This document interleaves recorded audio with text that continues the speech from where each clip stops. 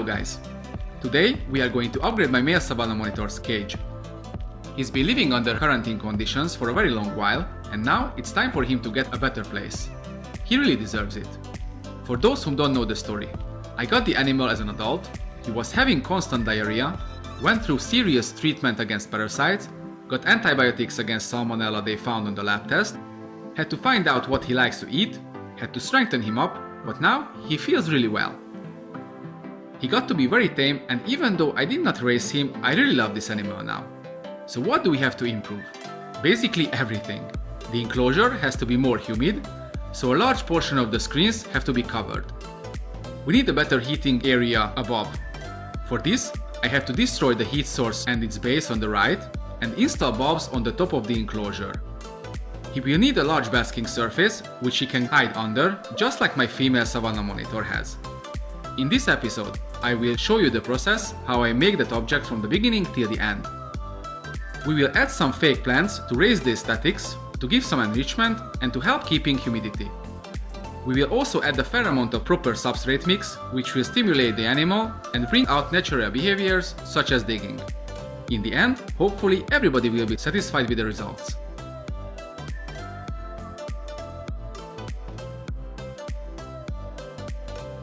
So we know our plan of attack. Now we start with the first step, the basking platform. For the object we need quite a few materials, but none of them is too expensive. First we need a large amount of cement, which we will make the whole object from. For smaller animals you can make these artificial formations out of other materials, or you can even pile rocks on top of each other. These lizards grow big and become strong, so I make the caves really durable. Durability and functionality are the two factors I'm going to focus on. Aesthetics will be somewhat obsolete. Let's talk about functionality first. We need the object to serve as a basking surface and a hide at the same time. To achieve both, the object has to have a large surface, so our monitor can lie on top of it comfortably, and has to be big enough so the animal can go and hide under. The whole structure has to be solid and thick. It has to withstand the heat without cracking. Quite a few things to watch for, but very easy to achieve. However, you have to follow some simple rules. Rules I'm going to tell you about in this video. Before we start, I give you the full list of the base materials. Later, I explain the importance for all. Cement, water, blocks of styrofoam, bucket, spoon, glue, carving tools, brushes, special paints. Alright guys, let's start. The very first thing I needed is a good amount of styrofoam. We need styrofoam to create the main shape we layer the cement on. Once the cement hardens, we will get rid of the foam, so try to buy it as cheap as possible. Here where I live, they sell it in half a square meter blocks and in different types. I always go for the softer type so I can shape it easily. When I have my blocks ready, I pile the foam high enough. The blocks are wide and long enough for any kind of structure I make, so I only have to set how tall the structure will be. You can use glue to hold the layers together. I simply use sticks to keep the whole thing intact. Once the layers are piled and kept together, I start shaping it. You can use your hands to tear pieces out, or with a knife carve the desired shape, but these methods leave a lot of mess because of the styrofoam's nature. The only reason I mention these methods because they are free. However, there is a much better solution for making shapes out of foam. The first is the heat blade. This little device makes you able to cut pieces of foam without creating a mess, but it is best to create thinner pieces. Shaping big blocks would be time consuming. The real deal for this job is the heat gun. With this device you can easily shape big blocks with burning away the excess material you don't need. It's easy to work with this device, but make sure you use it outside or with proper ventilation, because harmful gases are created during the process.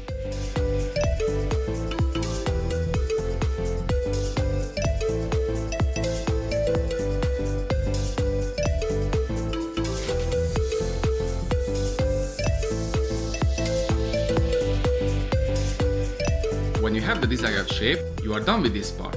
Just make sure the basking surface will be big enough so your savvy can sit on it comfortably, can get inside and turn without problems. The next step is to do the cement work.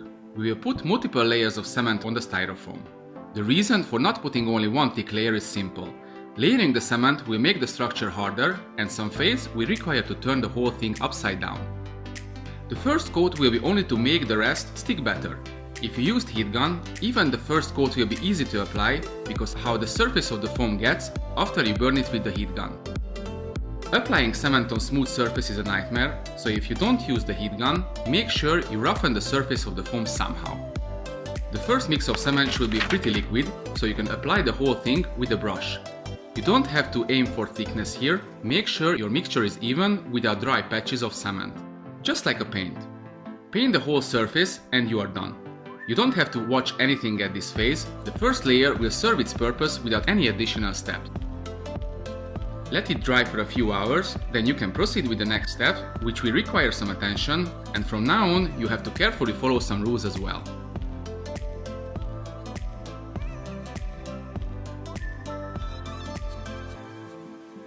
The next two coats we add are going to provide the mass of our structure, so we have to layer them thick. It's important to make the structure thick so it can hold the weight of our lizard and can absorb heat without cracking. Once you apply a nice amount of cement, even it out and cover the entire surface. When you are done with the first thick layer, leave it for 24 hours to dry out. While drying, you should spray it down with water every 3 hours so the process gets steady and slow. This way the cement will harden without cracking. Make sure you don't leave it out on the sun. Drying on high temperature will greatly increase the chance of cracking. If it does crack, you have to start the whole thing all over. After 24 hours, you can apply the next layer, which will be the last added on the top surface. When this layer is evened out as well, we can carve some formations into it, so it will look natural. My goal here is to make something comfortable to my savvy. Aesthetics goes to a secondary level. You can play around with the cement as you please, but try to keep the top flat and smooth, so the monitor can lay down on a nice warm rock and feel nice and secure.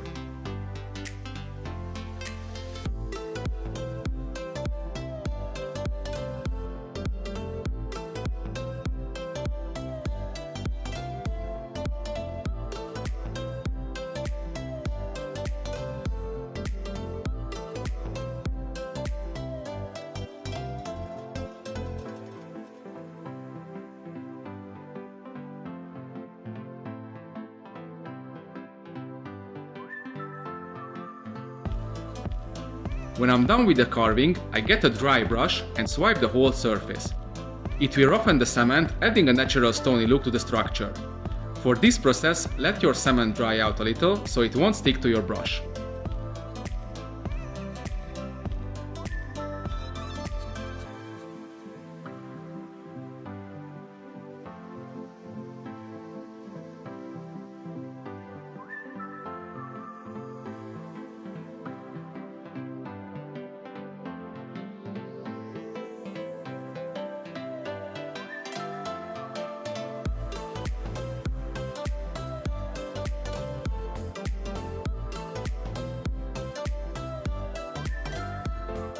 The next phase is pretty tricky. Here, the whole thing has to be turned upside down so the styrofoam can be taken out from the inside. Here, it's important that the cement was perfectly mixed, the layers were thick and dried out. If you follow these simple rules, you only have to be very careful while turning your structure. If you weren't careful enough, this is the phase where you can break what you've been preparing for days. Once I turned it, I brace it from the sides just to be sure. I use bag of soils, sand, whatever I can support the sides with. This is the last round of cement mix we have to create. The mix has to be applied generously, filling the inside of the structure. Try to aim for an arc shape. That will make the whole thing really durable. This layer has to dry for 24 hours as well and have to be sprayed frequently, just like the previous coats. The foam you have inside of course has to be taken out before you put the last layer of cement. You can use the heat blade to minimize the mess. I usually tear it out by hand piece by piece. If you want, you can destroy the last little pieces with a heat gun, but you have to be very careful so the extreme heat does not crack the dried cement. Once the last coat is dried out, you enter the last phase, which is painting the basking platform.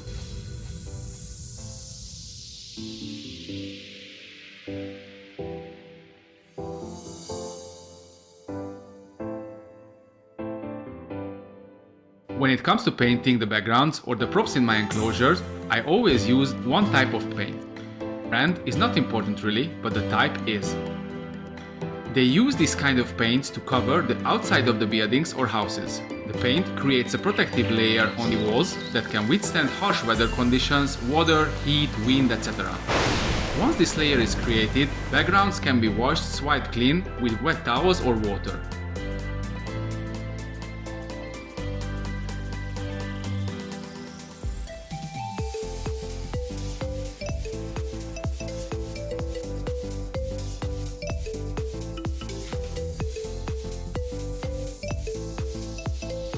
Just like the cement, that has to be layered as well. Overall, there will be 5 layers, 2 whites on the inside and 2 whites plus 1 color coat on the outside. When you paint the first coat, apply the paint generously, cause the cement will soak most of it in, which is how it should be. This will make our structure to be resistant to fluids, poop, etc. Once the first layer is done, leave it dry for 24 hours. Here, it's very important to wait. If you paint on a half wet layer, the second coat can wet down the first one, which can come off the surface like burnt skin. Be patient, you are creating something that will most likely remain intact for decades. When the surface gets bone dry, you can add the second. Make sure you cover the whole structure good. Once the second layer dries out, you can start the coloring. For that, I make a mix with color additives and paint the whole thing again. After that, I let it dry. When it's done, the final touches, the art itself, is left to do. That I leave to everybody. I'm not that good at it, but I will show you how I do it, of course.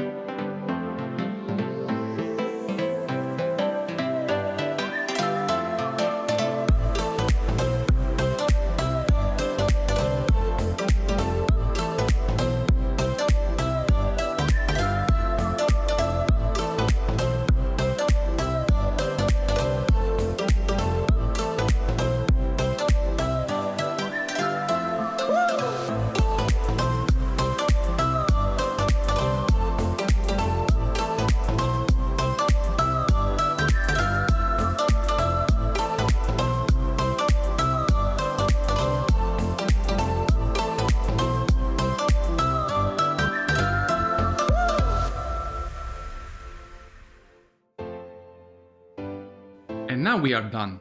The last touches have been made, our structure is ready. Finally, it's time to add it to the enclosure. I have to say, this thing is a must for a monitor. The reason I've been waiting for so long was the quarantine conditions I had to set up, but it's over now. You absolutely can't go wrong with this.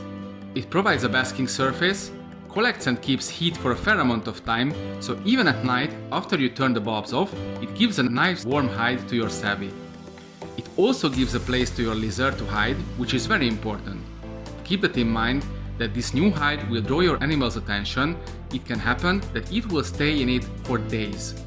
If it indeed happens, never drag your monitor out by force, let it come out on its own.